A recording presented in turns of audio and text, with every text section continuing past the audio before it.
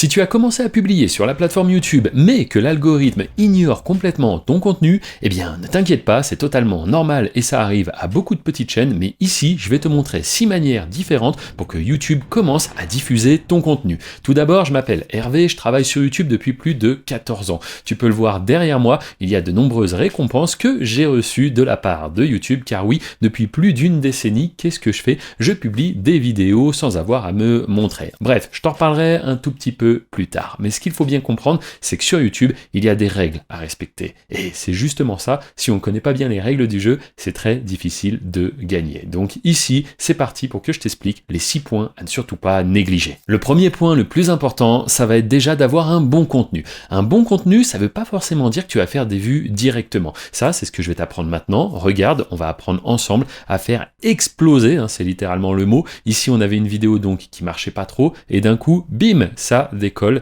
et ça explose. Un exemple, c'est bien, mais deux, c'est peut-être mieux. Donc là, c'est la même chose. On voit clairement qu'il s'est passé quelque chose ici et ça s'est mis à décoller fortement. Encore une fois, 2 c'est bien, 3 c'est toujours mieux. Ici, hop, énorme montée d'une vidéo qui a une fois de plus explosé. Donc comment est-ce que je fais pour répéter ça sur différentes vidéos, différentes chaînes, hein. Aujourd'hui j'ai tout un réseau de chaînes anonymes et automatisées, mais ça pareil je vais t'en parler juste après. Ce qu'il faut bien que tu comprennes, c'est que sur YouTube, il y a une seule et unique chose qui est importante, c'est réussir à mettre la bonne vidéo en face du bon spectateur. Et ça malheureusement, ce n'est pas toi qui le contrôle. C'est le but de l'algorithme, mettre la bonne vidéo en face du bon spectateur. Ça peut paraître simple, mais ça n'est pas le cas. Parce que oui, l'algorithme, il va devoir comprendre ton contenu et également de l'autre côté, comprendre ce que les gens veulent regarder. Et c'est pour ça que c'est très important de faire de la veille, tout simplement. Voilà, de regarder sur cette plateforme qu'est-ce qui fait des vues actuellement. Une fois qu'on est capable d'identifier ça,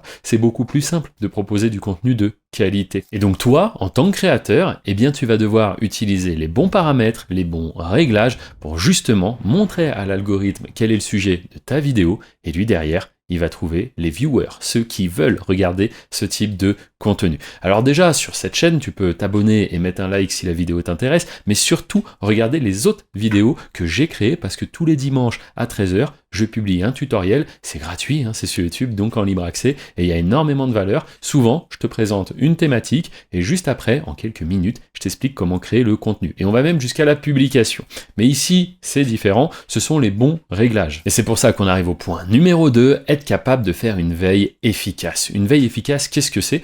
C'est, voilà, comme je le disais juste avant, repérer ce qui marche en ce moment. Et pour ça, il existe de nombreuses extensions. Au sein de YT Business, YouTube Business, mon accompagnement, on a développé notre propre extension. Elle te permet de faire de la veille efficacement. Lorsque tu vas identifier un concurrent, tu pourras à la fois voir ses tags, récupérer sa miniature, sa bannière, son logo, analyser sa transcription et faire pas mal d'autres choses telles que aller voir dans le détail les revenus qu'il génère. Tout ça, c'est pour les membres de mon accompagnement. Car oui, je te l'ai pas dit juste avant, mais depuis 2 ans, je propose un accompagnement et je me retrouve même à animer des conférences devant plus de 150 personnes. On est aujourd'hui la formation numéro 1 en France pour celles et ceux qui souhaitent se lancer justement dans le YouTube sans visage, une activité, je te rappelle, que je fais depuis 2012. Clairement, ça change des vies, ça permet de générer une source complémentaire de revenus, mais aussi, pour certains, de remplacer complètement leur travail actuel. Et tout ça, c'est pas moi qui le dis, ce sont les membres qui ont suivi l'accompagnement et que tu retrouveras dans une chaîne de podcast, d'interviews ou à travers des épisodes de parfois 45 minutes à 1 heure, ils te racontent leur parcours, qui ils sont, mais surtout aujourd'hui les résultats qu'ils ont. Tout ça, c'est dans la description. Bref, je fais pas plus long. Maintenant, ce qu'il faut être capable de repérer, c'est dès que tu as une vidéo sur ta chaîne qui sort un peu du lot. Alors oui, au début, peut-être que tes vidéos, elles vont faire 4 vues, 5 vues, 10 vues. C'est normal, t'as pas de communauté et l'algorithme ne te connaît pas. Donc, il ne te fait pas vraiment confiance. Il va falloir le séduire, cet algorithme. Il va falloir gagner sa confiance. Pour ça, comment faire? En repérant ce qui fonctionne un peu mieux et en refaisant une vidéo assez similaire. Alors je te dis pas de faire un copier-coller, pas du tout. Sur YouTube, il faut toujours apporter de la valeur, il faut toujours que ton contenu reste de qualité. Mais s'il y a quelque chose qui a bien fonctionné, tu peux proposer en effet une espèce de nouvelle version. Par exemple, si tu as fait une vidéo sur les secrets cachés de ce film, eh bien, pourquoi pas faire une autre vidéo sur les secrets cachés de cet autre film, tu vois. Ça, c'est un très bon moyen de redonner à l'algorithme ce qu'il a déjà validé sur ta chaîne, et vu que l'algo, lui, il a déjà trouvé l'audience pour ce type de contenu, bah, si tu fais quelque chose d'un peu similaire, eh bien, il connaît déjà l'audience. Donc, ça devrait à nouveau bien fonctionner. Maintenant, quatrième info très importante, sur YouTube, faut comprendre que c'est des hauts et des bas. Donc pour ça, je vais te montrer tout simplement les statistiques assez costauds niveau stats, tu vas voir, mais d'une chaîne qui, ma foi, fonctionnait bien, comme on peut le voir ici, hein, en 2025, elle faisait des journées parfois à plus de 1000 euros, et puis bah malheureusement, ça s'est mis à baisser. Et quand je dis baisser, on a même une journée là où on est carrément à 19 euros. Donc tu vois, grosse baisse. On pourrait se dire, tiens, c'est terminé, YouTube ne va plus jamais recommander ma chaîne, etc., etc. Eh bien, regarde les résultats qu'on a obtenus. On est remonté, on est redescendu. Mais ensuite, hop, ça n'a fait que monter. Et tout ça pour, à nouveau, quelques mois plus tard, refaire une journée à 1073 euros. Et là, ce que tu vois donc, c'est les revenus d'une seule et unique chaîne YouTube. Regarde un peu à l'écran le nombre de chaînes que je possède aujourd'hui, c'est colossal. Après, ça fait 14 ans que je fais cette activité, donc forcément, 14 années de travail, c'est pas comparable à ce qu'on peut faire en quelques semaines ou quelques mois. Mais vraiment, YouTube, je le redis, ça change des vies. On parle ici d'une seule et unique chaîne où aujourd'hui je ne fais plus rien, c'est entièrement délégué. Ce sont soit mes équipes qui gèrent ça, ou soit même des outils IA qu'on a développés.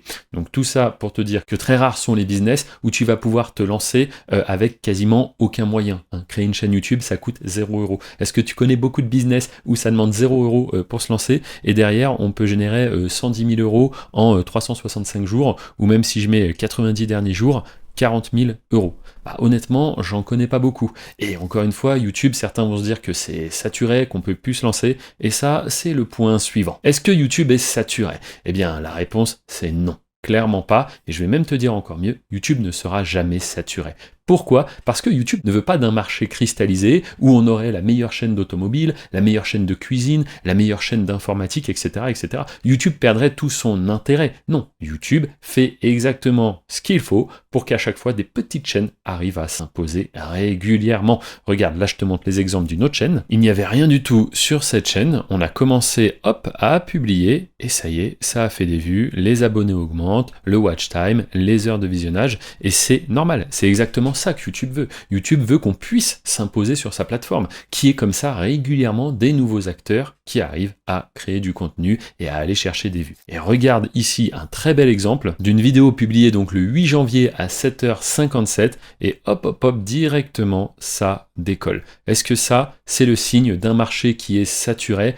Je ne pense pas. Ça décolle vraiment fort et c'est comme ça en fait sur YouTube. Il faut bien comprendre que si tu fais les bonnes choses, que tu respectes correctement les règles et que tu donnes surtout un contenu de qualité, l'algorithme il va forcément trouver les bons spectateurs en face, et à partir de là, la machine est lancée. Ok, 6e point, toujours aussi important, l'heure de la publication. Et oui, c'est logique, il faut publier les vidéos au moment où les spectateurs sont éveillés. Donc ne va pas publier des vidéos à 2h du matin, 3h du matin, tu vois. Sauf s'il y a un gros décalage horaire, et que toi par exemple, tu es en France, et tu vises une audience qui est ailleurs. Oui, là ça peut faire sens. Mais ce que je veux dire, c'est par rapport à l'heure de ton public. Là où sont tes spectateurs sur le fuseau horaire à eux, eh bien, publie à un moment donné où ils sont éveillés. Alors, il n'y a pas forcément l'heure parfaite, d'accord? Maintenant, si ton but, c'est que la vidéo, elle soit visionnée peut-être avant que les gens aillent au travail, donc là, oui, ça peut faire sens de la publier à 7, 8 heures du matin. Si tu vises une audience un peu plus cool, que tu sais que leurs habitudes, c'est de regarder le contenu en soirée, alors là, pourquoi pas 18 heures, 20h, 21h. Mais honnêtement, à partir de 22h, c'est un peu la limite. Après, l'audience ne fait que baisser sur la plateforme. Et donc, quitte à publier une vidéo, bah, publie-la quand même au moment où les spectateurs sont là. En vérité, des conseils, il y en aurait plein que je pourrais te donner. Mais le plus important, c'est que tu te familiarises aussi par toi-même avec cet écosystème. Donc aujourd'hui, il y a un peu deux options. C'est soit tu fais tout par toi-même, et ça va te prendre un certain temps. Mais c'est aussi une bonne chose parce que c'est en faisant qu'on apprend et qu'on comprend beaucoup de choses. C'est exactement comme ça que je me suis formé. Bon, ça m'a pris 14 années d'en arriver là, et c'est pour ça qu'aujourd'hui je suis très fier, toutes mes connaissances, à la fois de les exploiter, mais de les synthétiser dans un accompagnement qui s'appelle YouTube Business. Justement par rapport à ça, dans la description, tu trouveras un lien qui t'emmènera sur une présentation, et je le dis souvent, mais c'est bien de se renseigner à la fois sur le business, sur la formation, mais aussi sur le formateur. Et pour ça, j'ai 3 chaînes aujourd'hui sur le sujet. Celle-ci, où tu viens de voir cette vidéo, d'ailleurs n'hésite pas à t'abonner et mettre un like et à consulter les nombreuses autres vidéos qui sont toutes pleines de valeur. Mais il y a également donc cette chaîne de podcast d'interview, où là ce sont les membres qui m'ont fait confiance, qui aujourd'hui partagent leur parcours, mais surtout leurs résultats. Et enfin une chaîne de vlog, où là cette fois-ci, tu vois un petit peu plus l'envers du décor, comment je fais moi pour composer entre vie de famille, gestion de mes chaînes, et puis les membres de l'accompagnement que je rencontre même parfois. Aujourd'hui, ce que je te propose, c'est une formation où je vais être présent 7 jours sur 7. Il y a certaines formations où tu vas jamais parler au formateur. Moi, je te répondrai 7 jours sur 7, bien sûr, sous quelques heures. J'organise également des ateliers en direct et des coachings de groupe. Tout ça, c'est pour celles et ceux qui souhaitent vraiment aller chercher du résultat. Celles et ceux qui pensent que YouTube peut générer un revenu complémentaire pour eux, ou bien même, comme pour certains qui m'ont fait confiance, remplacer leur travail actuel. Bref, YouTube, ça peut correspondre à plein de profils différents. De l'étudiant curieux au fonctionnaire ou salarié qui fait le même travail depuis 20 ans et qui n'a jamais lancé un seul business en ligne. Véritablement, je le vois, depuis 2 ans que je fais cet accompagnement, les profils sont très divers et variés. Et moi, je trouve ça super parce qu'aujourd'hui, je le redis, mais se lancer sur YouTube, c'est très accessible. On a tous un ordinateur, on a tous Internet, et avec l'intelligence artificielle, on peut faire de très grandes choses, et même si beaucoup disent le contraire, aujourd'hui, créer du contenu avec l'IA, c'est totalement autorisé à partir du moment où on fait bien les choses, où on apporte de la valeur, où il y a quand même un minimum de qualité dans notre contenu. Et puis c'est le but. YouTube a toujours été strict sur les contenus dépourvus de toute valeur. Donc nous, on ne cherche pas à faire ça. Nous, on cherche à créer du bon contenu qui va justement être recommandé aux spectateurs et qui va générer des revenus. Bref, je te remercie, n'hésite pas à cliquer juste ici pour voir une autre vidéo, juste là c'est pour en savoir plus sur mon accompagnement, et moi je te dis à très bientôt.